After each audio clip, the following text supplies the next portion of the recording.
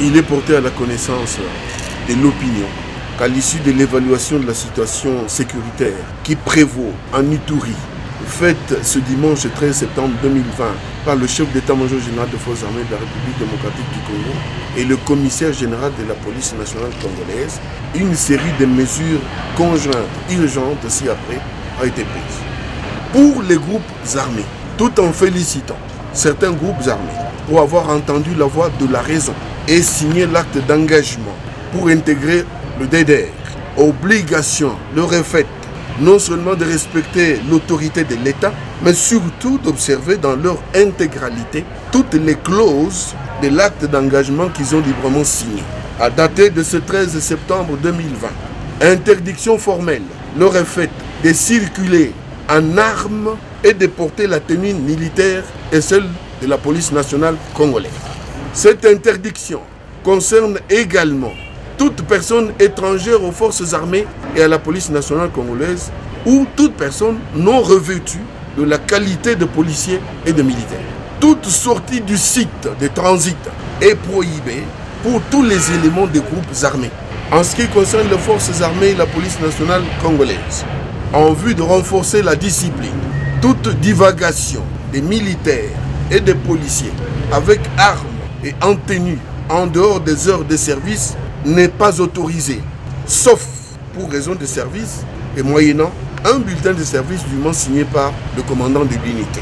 En direction des opérateurs économiques installés en République démocratique du Congo. Interdiction formelle d'utiliser les militaires et les policiers dans leurs installations. Retrait immédiat des militaires et policiers commis au gardiennage et des sites miniers et unités de production.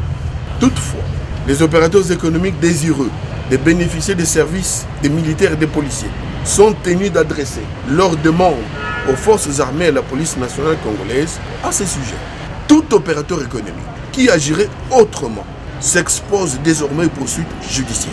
À la population de Bunia et de l'Ituri en général, lançons un appel pressant pour continuer à collaborer avec les forces armées et la police nationale congolaise. Félicitons la vaillante population de Bunia pour sa vigilance et sa collaboration et l'invitons à appeler au numéro vert ci-dessous 081 080 065 11 78 097 317 30 62 097 317 30 62 et 097 31 73 980. Ces numéros sont installés au centre de coordination des opérations de l'état-major de la région. Pourquoi? Pour permettre à la population de dénoncer tout cas suspect nécessitant une intervention urgente.